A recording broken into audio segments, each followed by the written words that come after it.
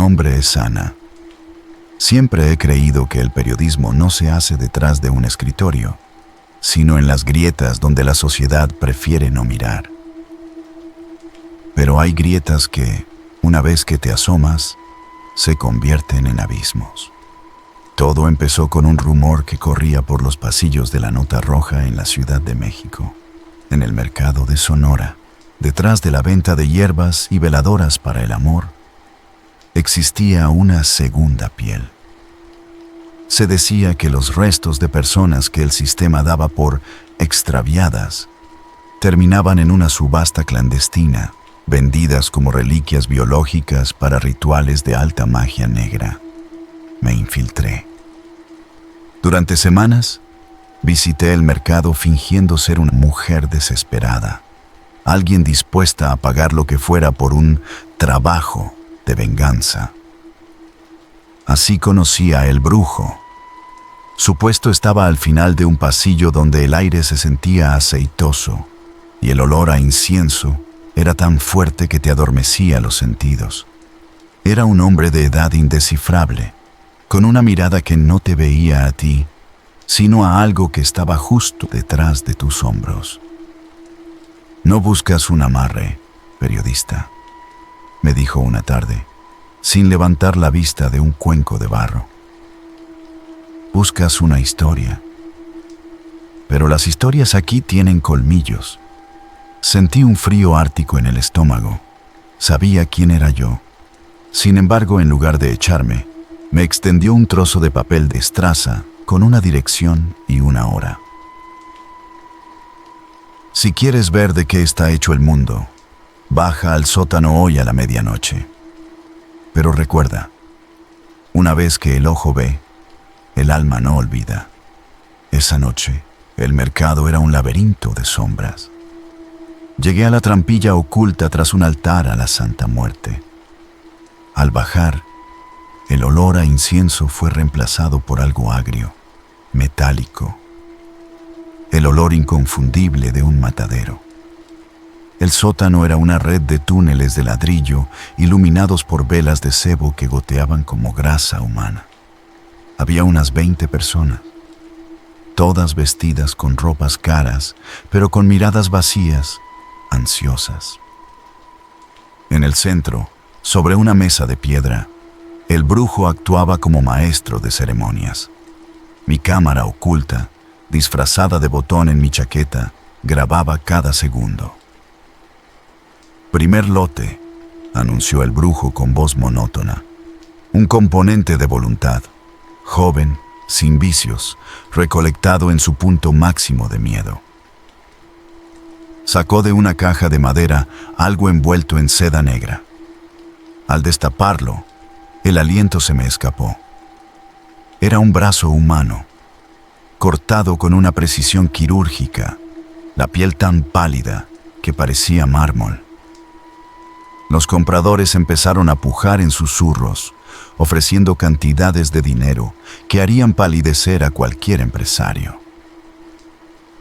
Mi corazón martilleaba contra mis costillas.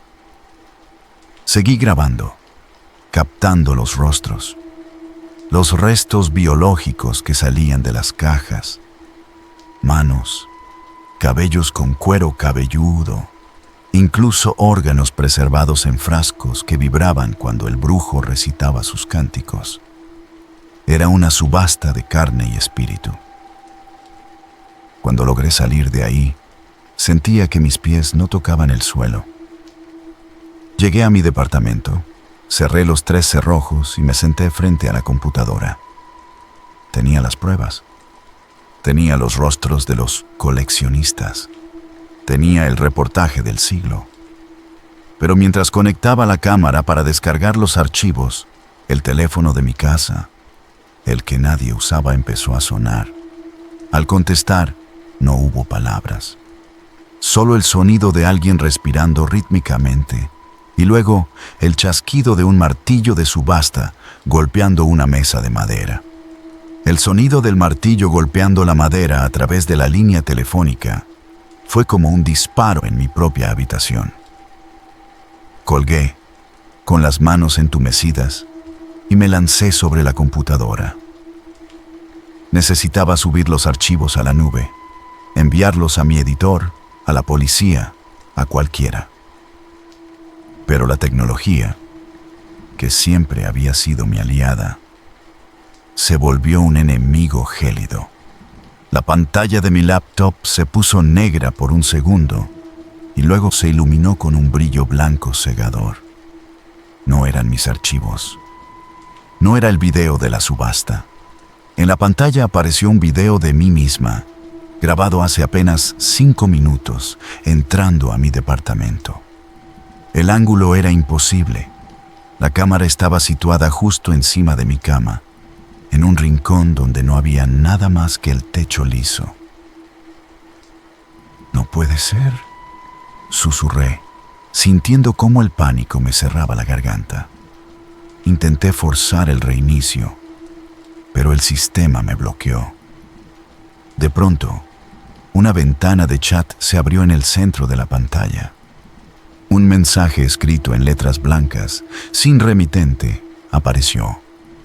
«El secreto no está en el mercado, Ana. El secreto ahora eres tú. Gracias por el inventario». En ese momento, vi cómo las carpetas de mi escritorio empezaron a desaparecer una a una. Mis investigaciones de años, mis contactos, mis fotos familiares. Todo estaba siendo borrado sistemáticamente.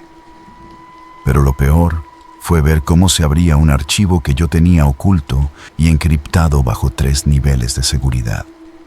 Mi diario personal. Aparecieron fotos de las páginas de mi diario, tomadas con una nitidez aterradora. Mis secretos más íntimos, mis miedos de la infancia, los nombres de mis seres queridos. No solo estaban borrando mis pruebas, estaban saqueando mi identidad. Estaban convirtiendo mi vida privada en el nuevo lote para su próxima subasta. De repente, la luz de mi departamento empezó a parpadear siguiendo el ritmo de un cántico bajo que parecía salir de las bocinas de la computadora. Era la voz de El Brujo, distorsionada, como si hablara desde el fondo de un pozo. «Buscabas una red de tráfico, periodista», resonó la voz en la habitación. «Pero lo que encontraste fue un espejo.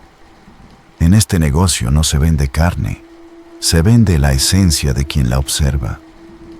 Ahora que has visto la subasta, tu mirada nos pertenece. Tus secretos son nuestra nueva moneda».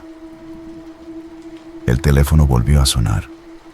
Esta vez, la pantalla del identificador no mostraba un número, sino mi propia dirección. Contesté, impulsada por un terror magnético. «Ya no hay nada que ver en tu computadora, Ana», susurró el brujo. «Mira por la ventana. El lote número 2 ha llegado a su destino». Caminé hacia la ventana que daba a la calle, con las piernas temblando.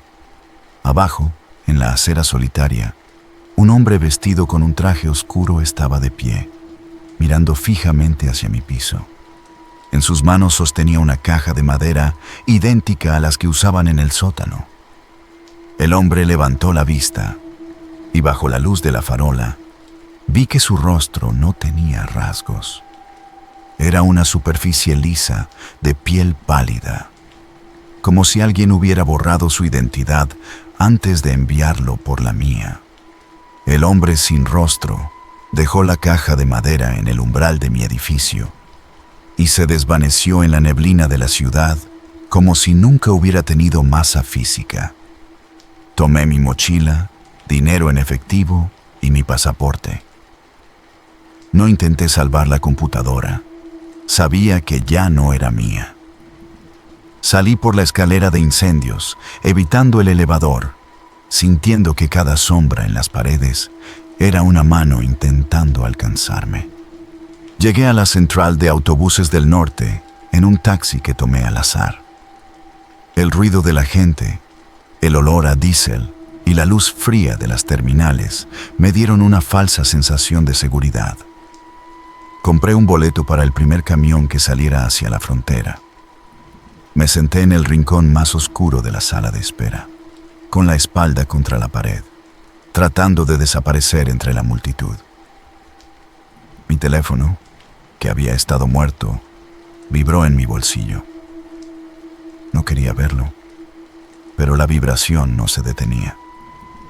Era un ritmo constante, casi como un latido. Lo saqué. Había un mensaje de un número desconocido. No era un texto. Era una foto de la página final de mi diario, esa que yo aún no había escrito. En la imagen se veía mi propia letra, exacta, perfecta, relatando mi llegada a la central, el miedo que sentía en ese momento y el número de asiento del autobús que acababa de comprar. Al final de la página, una frase que no era mía, pero que estaba escrita con mi caligrafía. El secreto no está en el mercado, está en ti. Y ahora, nosotros somos tú. Hoy, vivo en un pueblo pequeño donde nadie me pregunta mi nombre. No trabajo, no escribo, no existo. Paso los días mirando hacia el sur, sabiendo que en algún rincón del mercado de Sonora, alguien está pujando por mi infancia, por mi primer amor, por mis secretos más oscuros. El brujo tenía razón. Una vez que entras en su archivo, dejas de ser la narradora para convertirte en la narración. Mi vida ya no me pertenece. Es una propiedad privada subastada al mejor postor en la penumbra de un sótano que huele a incienso y a olvido.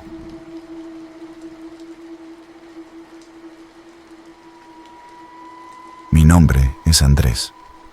Dicen que el mercado de Sonora es un lugar de milagros y remedios, pero para mí es el epicentro de una pesadilla que no tiene fin.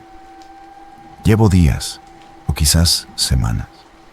El tiempo aquí se siente espeso, como si se pegara a la piel junto con el olor a incienso y animales encerrados buscando a mi hermano Carlos. Él no era de los que se marchan sin avisar. No había deudas, no había problemas. Simplemente, un martes cualquiera, salió de su departamento y el mundo se lo tragó. La policía, con esa desidia que congela el alma, me dijo que seguramente se había ido de fiesta. Pero yo conocía a Carlos. Él no se va de fiesta dejando la luz de su cuarto encendida y su perro sin comer. El rumor me trajo aquí. Un viejo en una cantina de la Merced, con ojos nublados por el alcohol y el miedo, me susurró: si quieres hallar a los que el viento se llevó, busca el puesto de las pertenencias huérfanas en Sonora. Ahí, lo que se vende no son cosas, son los restos de lo que fueron. Caminé por el laberinto de pasillos, esquivando puestos de santos de yeso y jaulas con aves que piaban con una angustia casi humana. El calor era sofocante, un vapor que olía a ruda, sangre seca y metal oxidado. Justo cuando estaba por rendirme, lo vi. Al fondo de un corredor donde la luz eléctrica no llegaba, había un puesto sin nombre. No tenía letreros, solo una montaña de objetos que parecían haber sido rescatados de un incendio o de una tumba. Relojes rotos, zapatos gastados y ropa. Mucha ropa colgada de ganchos de alambre. Mi corazón dio un vuelco que me dejó sin aire. Colgada de un clavo oxidado estaba una sudadera roja. No era una cualquiera. Tenía una mancha de pintura blanca en la manga derecha, exactamente donde Carlos se había recargado cuando me ayudó a pintar mi casa meses atrás. Mis dedos temblaron al tocar la tela. Todavía se sentía áspera por la pintura seca. ¿Te gusta la prenda? Una voz seca, como el crujido de hojas muertas, surgió de la penumbra. Era un hombre anciano, sentado en una silla de madera carcomida. Su barba era larga y amarillenta, y sus ojos, Dios, sus ojos no tenían brillo, Eran como dos pozos de agua estancada que parecían conocer cada uno de mis miedos. «Es de mi hermano», dije, y mi propia voz me sonó extraña, lejana. «¿De dónde la sacó? ¿Dónde está el dueño?» El hombre soltó una risita que terminó en una tos cavernosa. Se inclinó hacia adelante, y el olor a tierra mojada que desprendía me revolvió el estómago. «Aquí no vendemos ropa, muchacho. Vendemos recuerdos. El precio por la prenda es insignificante», dijo, señalando mis manos. «Pero el precio por saber dónde está el que la vestía, ese es un secreto que tu mente no está lista para procesar». El miedo me recorrió la columna como una descarga eléctrica. No era un simple vendedor de baratijas. El mercado parecía haberse quedado en silencio de golpe. Los gritos de los otros locatarios y el ruido de la calle se desvanecieron, dejándome a solas con este coleccionista de ausencias. Me di cuenta, con un terror frío, de que no estaba en un puesto comercial. Estaba en una vitrina de almas. Y mi hermano era solo el primer artículo del catálogo. El aire en el puesto se volvió tan denso que cada bocanada me quemaba los pulmones. El anciano me observaba con una calma depredadora, como quien ve a una mosca enredarse voluntariamente en la telaraña. «Dígame dónde está», insistí, aferrando la sudadera roja con tanta fuerza que mis nudillos se pusieron blancos. «Si tiene su ropa, ¿sabe dónde lo tienen? ¿Es una red de trata? ¿Un secuestro? ¡Hable!». El hombre no se inmutó. Lentamente, estiró una mano huesuda hacia una caja de madera que descansaba a sus pies. Al abrirla, el olor a ozono y a carne rancia inundó el pequeño espacio. «Ustedes los de afuera creen que la gente se pierde por descuido», susurró, sacando un objeto de la caja. «Pero en este mercado, la gente no se pierde, se cosecha». Carlos no está en una bodega, ni en una casa de seguridad. Carlos ahora es parte del tejido de este lugar. Me mostró lo que tenía en la mano. Era una pequeña figura, un fetiche tallado en una madera oscura y húmeda.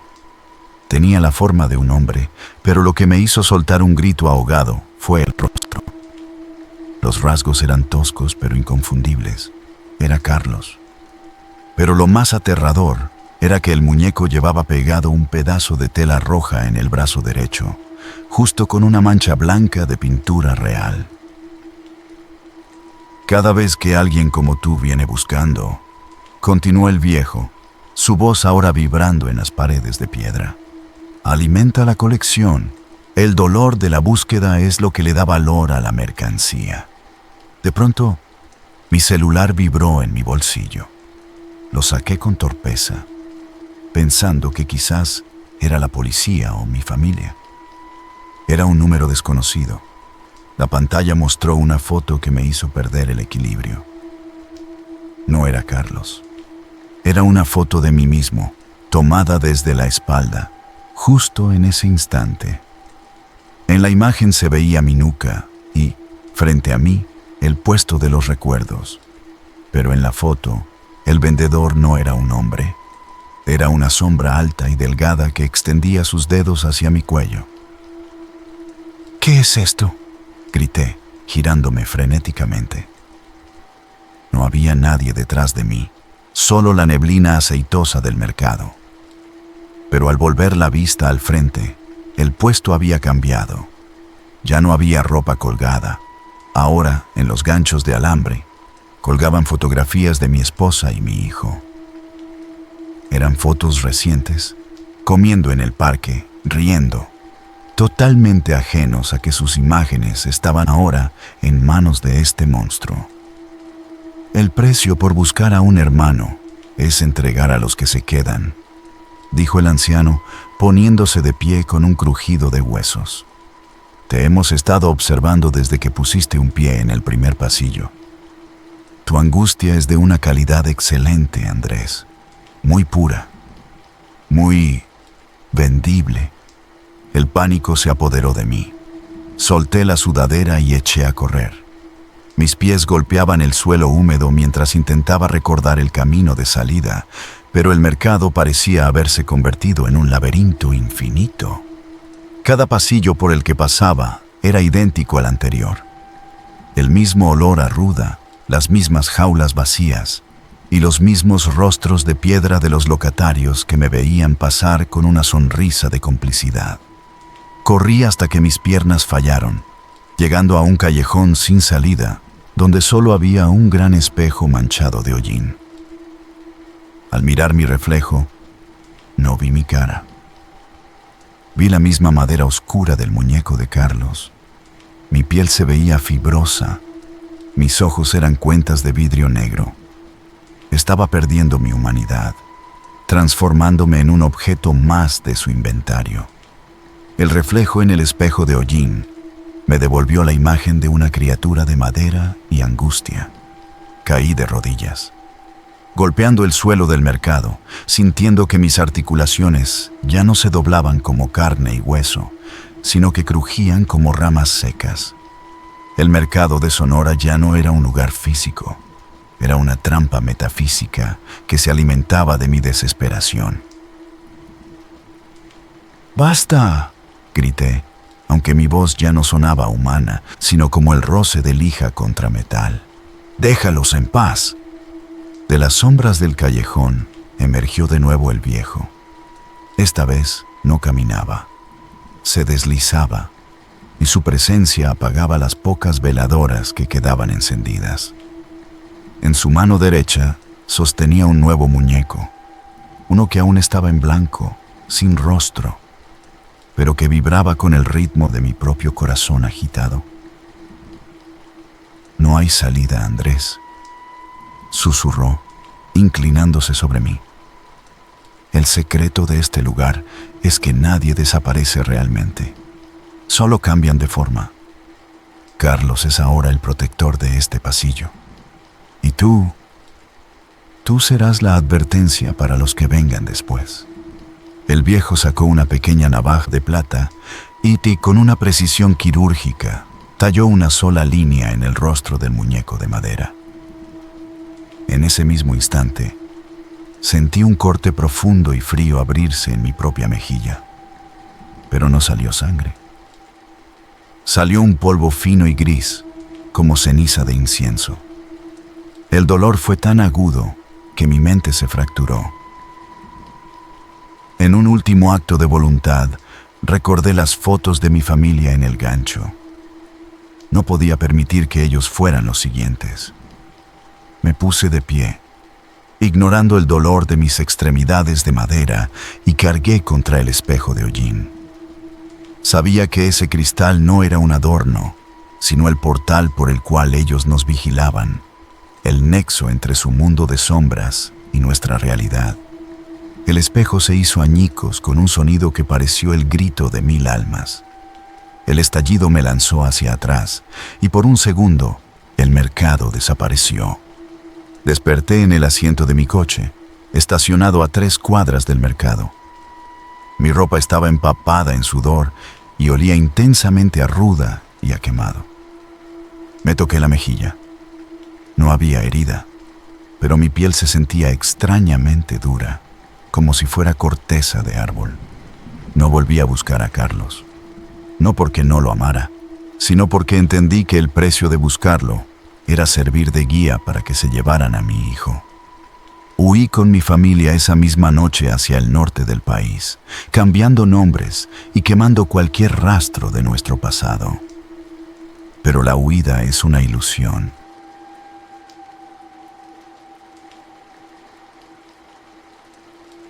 Mi nombre es Miguel. Siempre he dicho que en esta ciudad, lo que te mata no es el hambre, sino la prisa por salir de ella. Yo era un godín más, atrapado en un cubículo gris, con un sueldo que se me escurría entre los dedos. Quería libertad, dinero rápido, ser mi propio jefe.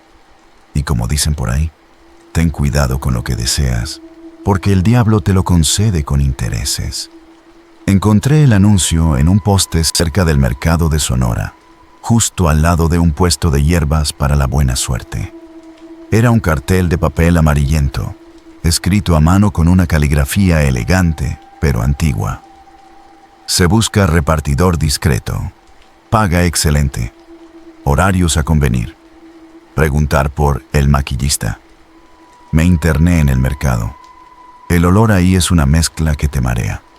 Incienso de copal, tierra mojada y ese aroma penetrante de los animales que saben que van a morir. El puesto de el maquillista estaba al fondo, en un rincón donde la luz del sol nunca llegaba. No vendía sombras ni labiales. El lugar estaba rodeado de cráneos de barro, veladoras negras y figuras de cera que parecían seguirte con la mirada. Él era un hombre viejo, de barba blanca y ojos tan claros que parecían de cristal. Me miró y no necesitó que dijera nada. Supo que mi cuenta bancaria estaba en ceros y mi desesperación al máximo. ¿Eres discreto, Miguel? Su voz era como el roce de dos piedras. Solo hay una regla en este negocio. Entrega el maletín, cobra el dinero y jamás, por ninguna razón, abras el paquete. Si rompes la regla, el contrato se sella con algo más que una firma. Asentí sin pensar. Los primeros días fueron un sueño. Las entregas eran en colonias de lujo, La Condesa, Polanco, Santa Fe. Los clientes eran tipos impecables que me recibían en silencio. Me entregaban un sobre con billetes nuevos y se llevaban los maletines de piel negra. Los maletines siempre se sentían ligeros, casi vacíos, como si transportara aire o plumas. Pero una tarde de lluvia torrencial, el maquillista me entregó un maletín diferente. Era de piel negra, sí, pero tenía un candado de plata y pesaba como si estuviera lleno de plomo. Al ponerlo en la parrilla de mi moto, un aroma extraño me golpeó la nariz. No era incienso, era un olor dulce y ferroso, el olor de un óxido viejo o de algo que se está corrompiendo lentamente bajo el sol. Mientras conducía hacia la dirección en La Condesa, el olor se volvió insoportable. Inundaba mi casco, se pegaba a mi ropa. No eran plumas. Sentía que algo dentro del maletín se movía ligeramente con cada bache. Un golpe sordo, blando.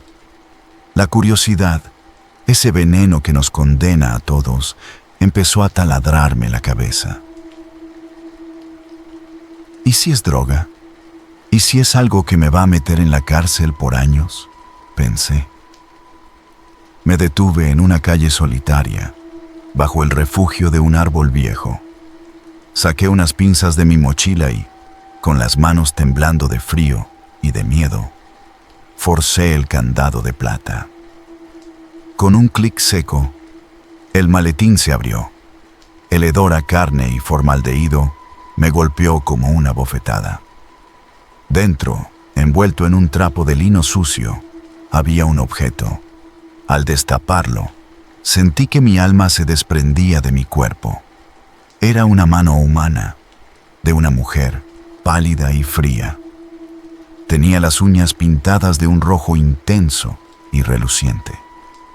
Debajo de la mano, había una fotografía de una joven sonriendo en una fiesta, usando los mismos aretes y mostrando la misma mano con las uñas rojas.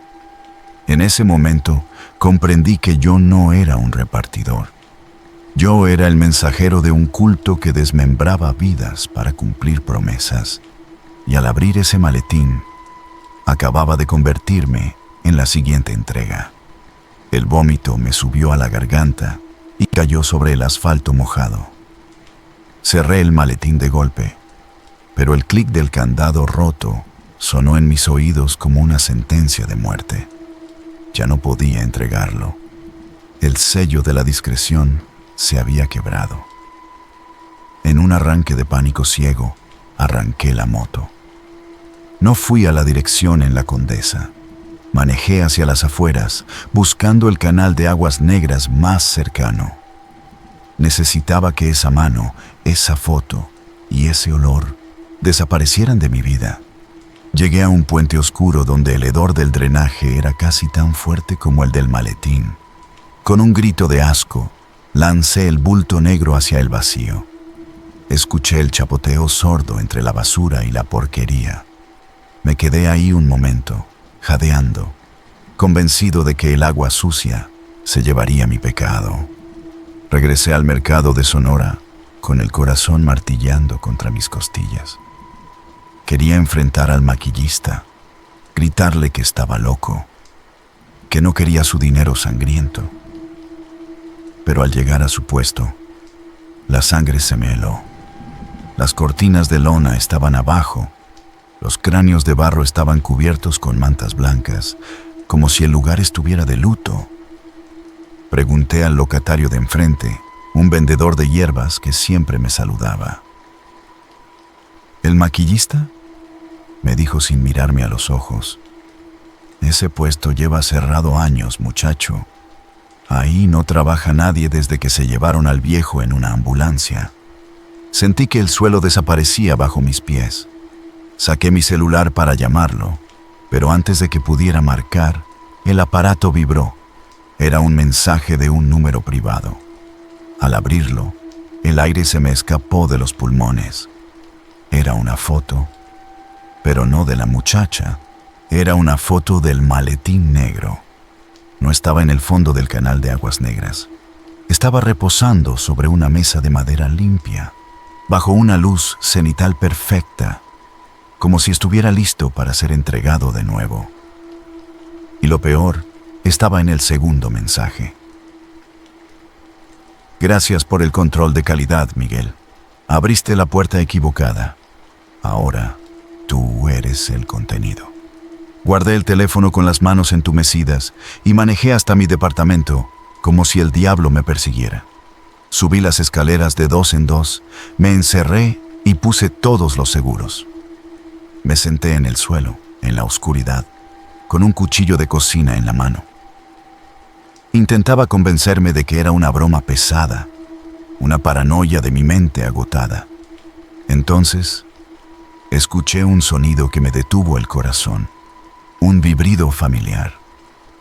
Mi celular volvió a iluminar la habitación oscura con una nueva notificación. Abrí la imagen. Era una foto de mi propia puerta, pero la toma era desde el pasillo, justo en ese instante. En la imagen se veía el número de mi departamento y, reflejada en el pomo de la puerta, la silueta de un hombre con un maletín negro en la mano. El sonido que siguió fue el más terrorífico que he escuchado en mi vida. El clic metálico de mi cerradura girando sola, como si alguien tuviera una llave maestra hecha de sombras. La manija de la puerta giró con una lentitud exasperante. Me quedé petrificado en el suelo. El cuchillo en mi mano se sentía tan útil como un juguete de plástico frente a lo que estaba por entrar. La puerta se abrió apenas unos centímetros, dejando pasar una corriente de aire que olía a incienso y a ese metal oxidado del maletín. «Miguel». La voz del maquillista resonó no en el pasillo, sino dentro de mis propios oídos, como si estuviera hablando desde el interior de mi cráneo. «No te escondas. El inventario tiene que estar completo». La luz del pasillo proyectó una sombra larga que se filtró por la rendija. No era la sombra de un hombre, era una silueta deforme, con extremidades que se doblaban en ángulos imposibles. Cerré los ojos con fuerza, deseando despertar. Pero el sonido de unos pasos descalzos sobre mi alfombra me obligó a abrirlos. Frente a mí, en medio de mi sala, estaba el maletín de piel negra. Estaba cerrado, con el candado de plata intacto, como si nunca lo hubiera forzado.